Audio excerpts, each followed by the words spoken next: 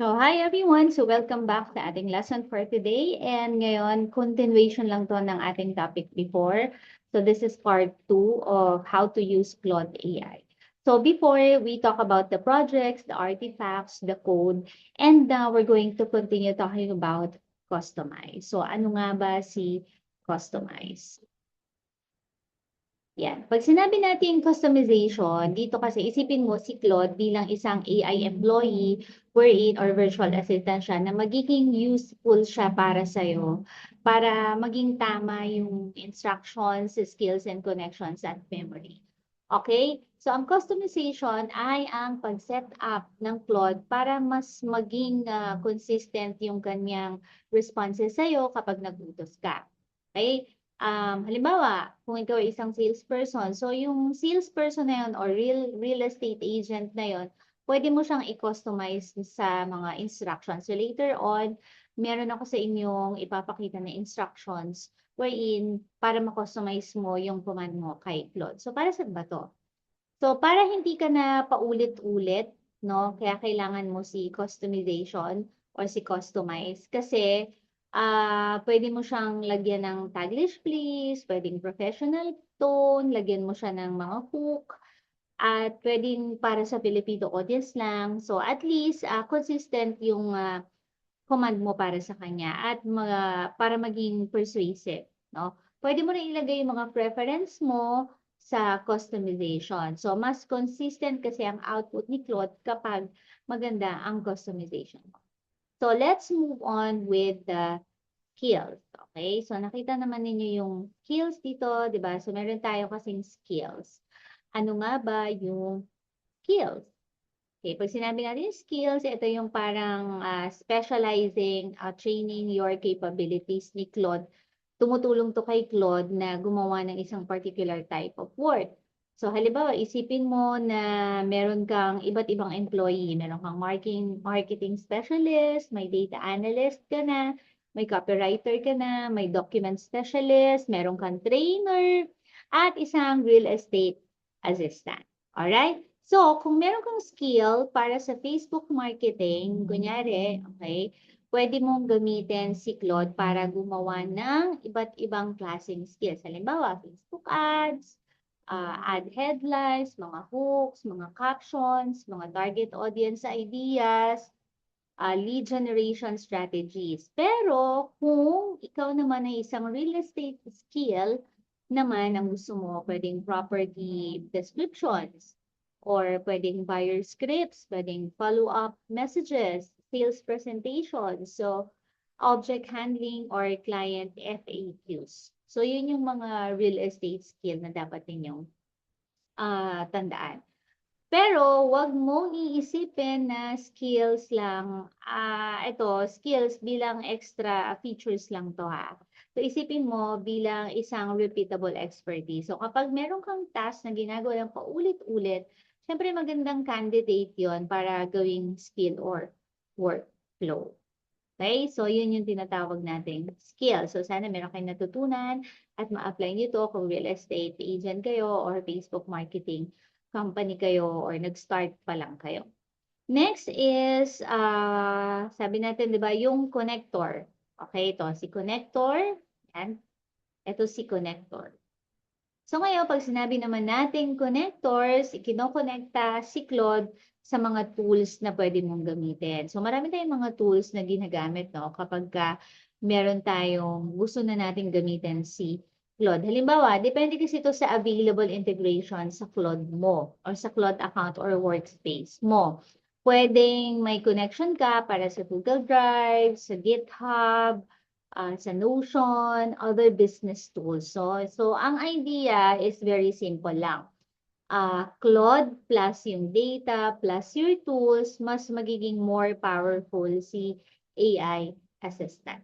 Okay? So example sa mga business, kunyari business owner ka, may mga documents ka sa cloud storage tungkol sa mga product information, mga price list, mga training materials, or client process. Kapag lahat yon properly connected and relevant source, mas madali mo para sa AI na gamitin yung mga information na kailangan mo sa iyong workflow. But, importante, syempre, tatandaan mo, si connector, tapos yung memory niya, ang connector kasi para tong pinto, papunta dun sa ibang system. So, yung memory, tungkol naman to sa mga informations or mga preferences na kailangan maalala ng isang AI. So, depende rin ito sa mga features at configuration na available. Okay? So, tatandaan natin yan.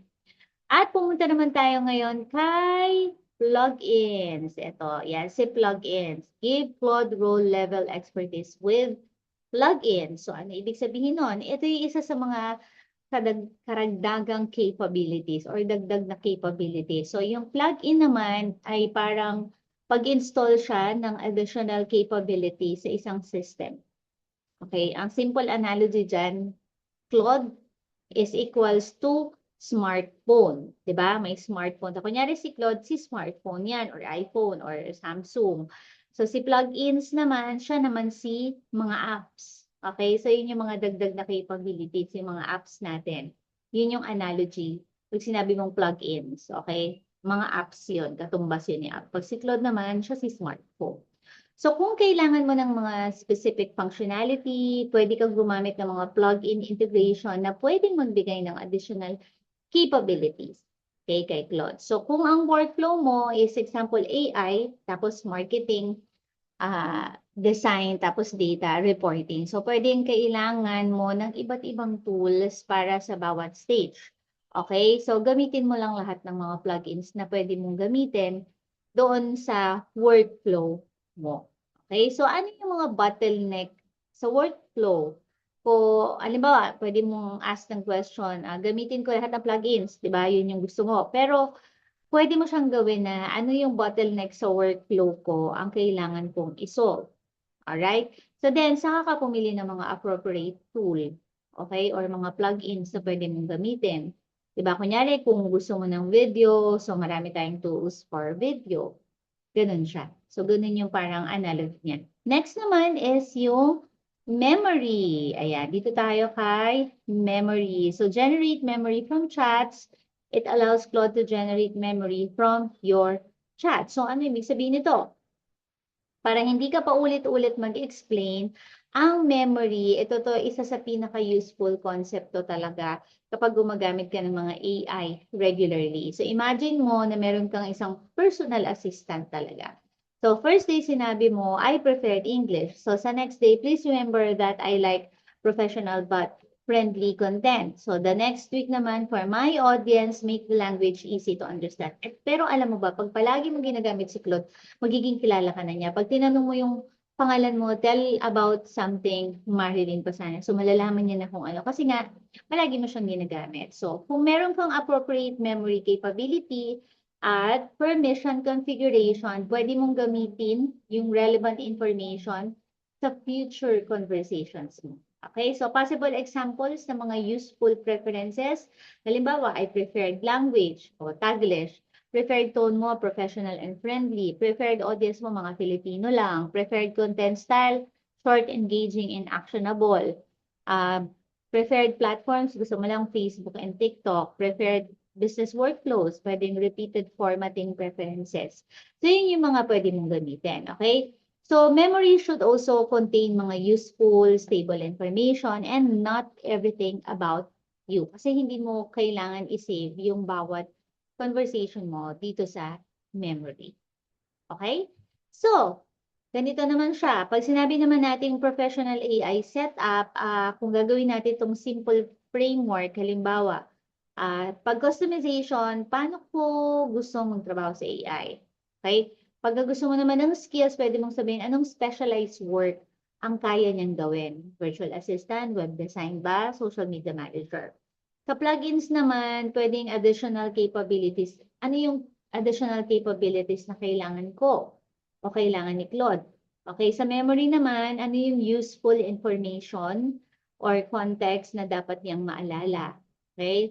Result, this is just a review lang. Sinabi ng AI assistant na mas personalized kasi at mas align sa workflow mo. So, yun yung mga result. Okay, so magbibigay ako sa inyo ng example ng isang example kung paano natin siya gagamitin, no? Yung customization skills, marketing, connectors, and yung mga memories and plugins. Alright? So, ready na ba tayo? Okay, so first is yung sinabi ko nga kanina na pwede nating sabihin na, yan, sabihin natin kay Google, or sorry, kay, okay,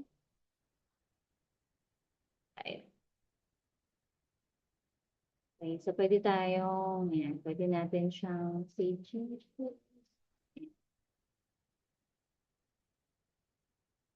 So, pwede natin paste yung kaninang ginawa natin.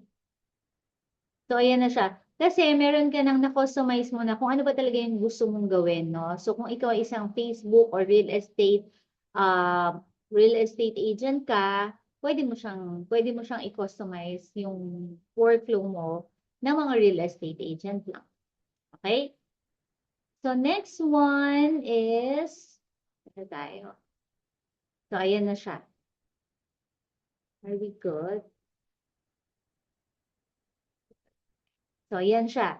So, ano yung gusto mong gawin muna? Halimbawa, property listing, description, social media caption, sales pitch o script, email, buyer ethics, brochure, or flyer. So, ito na yung pinaka-start ng workflow. Tapos makikilala ka na ni Claude AI kung ano talaga yung gusto mong gawin. Okay? So, yun siya. Ganun siya kaganda talaga. Now, kung sa content creation, pwede mo siyang ilagay kung Reels ba, TikTok, gusto mo Facebook post. Pag sa sales naman, pwedeng follow-ups, objections, yung mga closing scripts. Kung magma-marketing ka naman, pwede mo siyang lagay ng ad hooks or campaigns. Okay? So pag sinabi naman natin connectors, di ba, it connects the relevant business information, sources, so your AI can work with your authorized materials. Alright? Step 4, syempre kailangan natin ng plug-in or tools. So mag-add lang tayo ng tools when they solve an actual problem or business problem. Alright? Hindi natin kailangan gamitin lahat ng mga tools. And then sa memory, palagi natin very useful recurring preference lang such as yung mga preferred tone, sino yung mga audience, and yung mga content. Alright? So ano nga ba yung pinaka biggest lesson natin? So maraming mga beginners ang gumagamit ng AI ng this way. Prompt, answer, tapos na. Okay, pero ang professional AI talaga na user, it thinks differently. So first muna is you customize, and then build the skills, and then connect the data, add the tools, and use memory, at saka create repeatable workflow. Okay? So, that's the difference. Gumamit ako ng AI and may AI system ako para sa business ko. So, iba yon, magkaiba yon. So, tandaan mo, yung AI productivity equals good prompt, equals customization, meron siyang skills, merong data, merong tools, merong memory, at meron ding workflow. So, hindi ibig sabihin na kailangan mong gamitin yan lahat agad-agad, no? Hindi naman kayo minamadali. So, start very simple lang. Customize mo lang si AI. Identify mo yung mga repetitive tasks. Turn those tasks sa mga skills or workflows. Tapos, i-connect mo lang yun sa mga necessary data sources.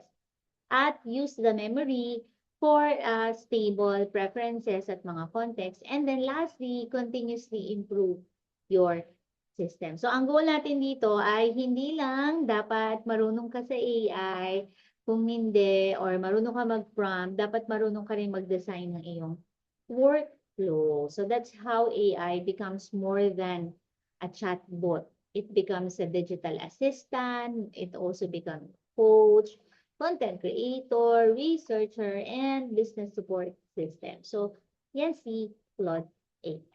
So, I hope meron kayong natutunan sa ating lesson for today about customization or customize. So, see you on our next topic.